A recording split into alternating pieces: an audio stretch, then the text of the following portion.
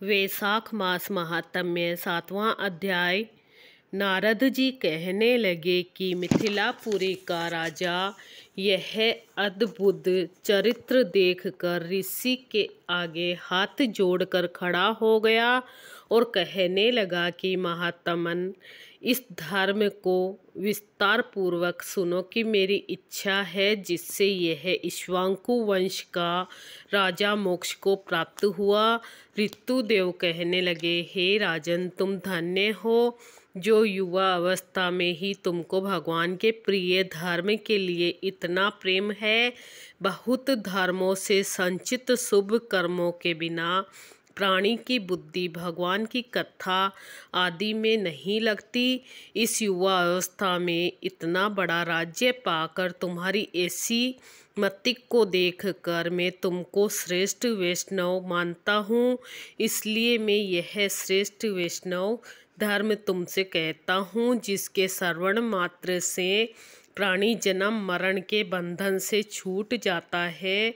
जैसे प्रत्येक मनुष्य के लिए शौच, स्नान, संध्या, तर्पण आदि नित्य नियम कर्म है, वैसे ही वैशाख मास के भी कुछ कर्म है। वैशाख धर्मों के समान और कोई धर्म नहीं।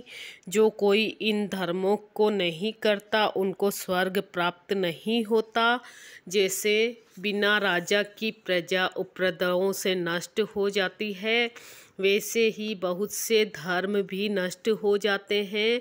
वैशाख मास के धर्म जैसे जल का घड़ा देना, प्याऊ लगाना, मार्ग में छाया करना, जूता, खड़ाऊ, छतरी तथा पंखे का दान करना, श्रम को दूर करने वाले गोरस का दान, बावड़ी, कुआं, तालाब तथा धर्मशाला आदि बनवाना, नारियल, ईख, कपूर और कस्तूरी आदि दान करना, चंदन आदि सुगंधित द्रव्य, सैया, खाट, आम और दूसरे फल, पुष्प, सायकाल समय, शरबत, पूर्णिमा के दिन सब तरह के अन्न पान का दान करना, चैत्र की अमावस्या को करील का दान करना, सूर्योदय से पहले प्रतिदिन स्नान करना, भगवान का पूजन करना, कथा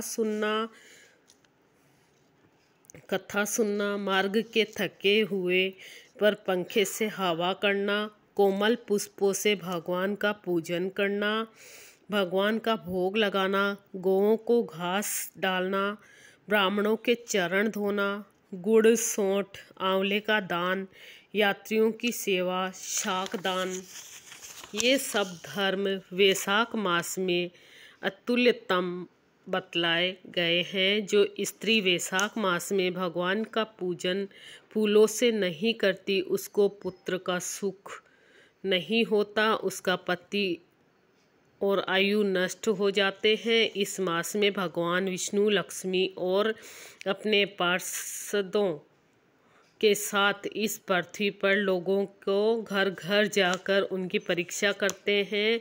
जो इन दिनों उनका पूजन नहीं करते वह रोरवादी नरक में पड़ता है और फिर 5 बार राक्षस योनि पाता है।